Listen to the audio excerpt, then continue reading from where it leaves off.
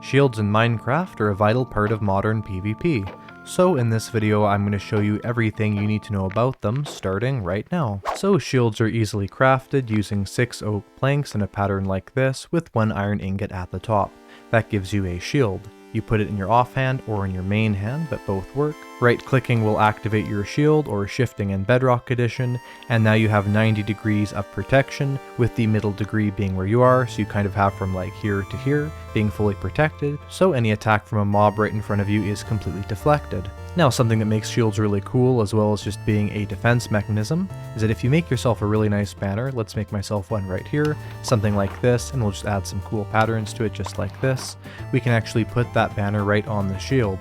By putting it in the crafting grid just like this, you see it does scale down the resolution, but we now have that pattern on our shield, just like this, and it works just as well as it did before. It's just a little bit lower of a resolution on the banner there, and it's perfect for making your team banner, or maybe just some cool colors you want, be on top of your shield. And you can't actually get that pattern off of the shield no matter what you do, so make sure you really like that pattern before you put it on. Now you can also enchant a shield. There are only 2 enchantments for it, however, Unbreaking 3 and Mending. So of course Unbreaking 3 might be a good idea, especially if it is, let's say, a banner that has a really nice pattern on it. You'll also see, interestingly enough, that the shield is renamed from shield to purple shield because it was a purple banner. So for instance, a magenta banner or a red banner would be renamed to, let's say, a magenta shield or a red shield.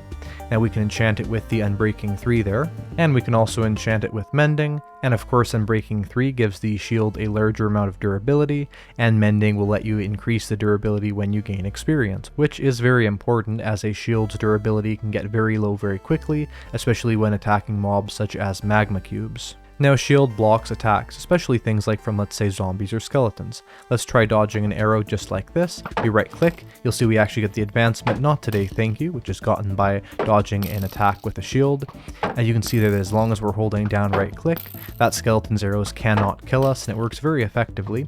Let's say we're going to turn around and block this way, of course it would get us, because we're not holding our shield in the right direction just like that. The shield is also effective at blocking attacks from mobs such as the Husk, sort of zombie-like mobs that will hit you with their fists. We just simply hold right click like this. You can see it does dodge those attacks quite effectively, but again, make sure you're facing the mob. If we were going to turn even to the side, we would be hit by the Husk successfully.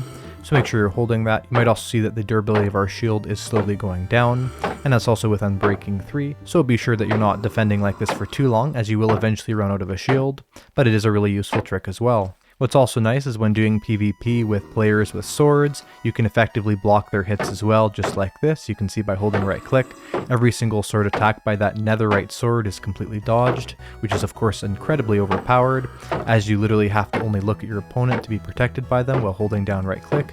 Again, of course, being attacked from the side still works, so be very careful about that. But during PvP, a shield can be a vital resource, especially for quick blocking different attacks, sort of like maybe running by a mob, carefully blocking an attack, although I did not carefully block an attack right there, and then once you block the attack, running away more easily. Now the one weakness of shields, which is very important to watch out for, is axes, and this can actually be any type of axe. Now when a player has an axe, if the player runs towards you with the axe and hits you and in sprint, 100% of the time it'll disable the shield. A mob with the axe will also always disable your shield, just like this. If I hold it up, it disables it. You can see it has that cooldown there, and until the cooldown is over, I can hold right click as much as I want, and it'll only activate the shield once the cooldown is done. And of course also, as well as deactivating the shield, if it hits me twice, it can kill me almost all the way in one hit with, let's say, a netherite axe. So it's important to remember that. However, if the player that you're doing PvP with, let's say, is not running, and they just hit you at a walk, there's actually only a 25% chance that it'll disable the shield.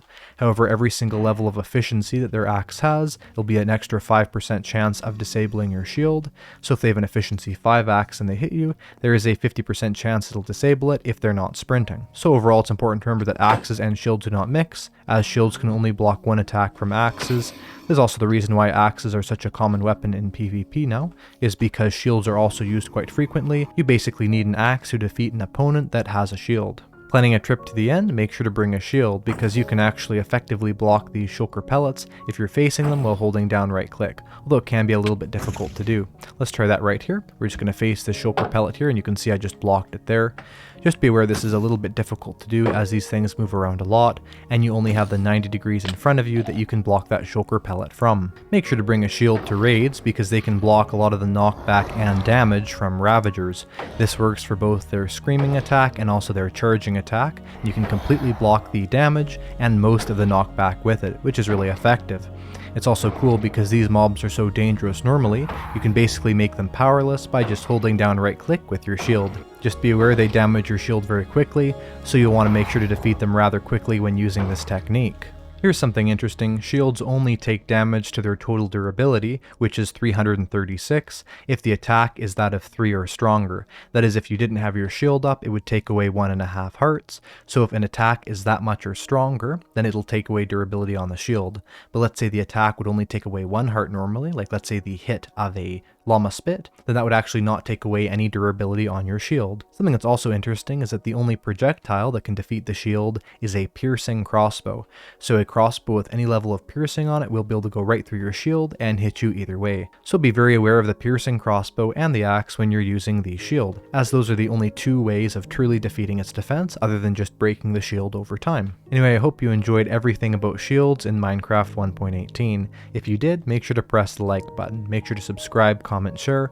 Also feel free to join the official iCraftMC Discord server, Reddit, and follow me on Twitter. I will see you in the next video and have a great day. Goodbye.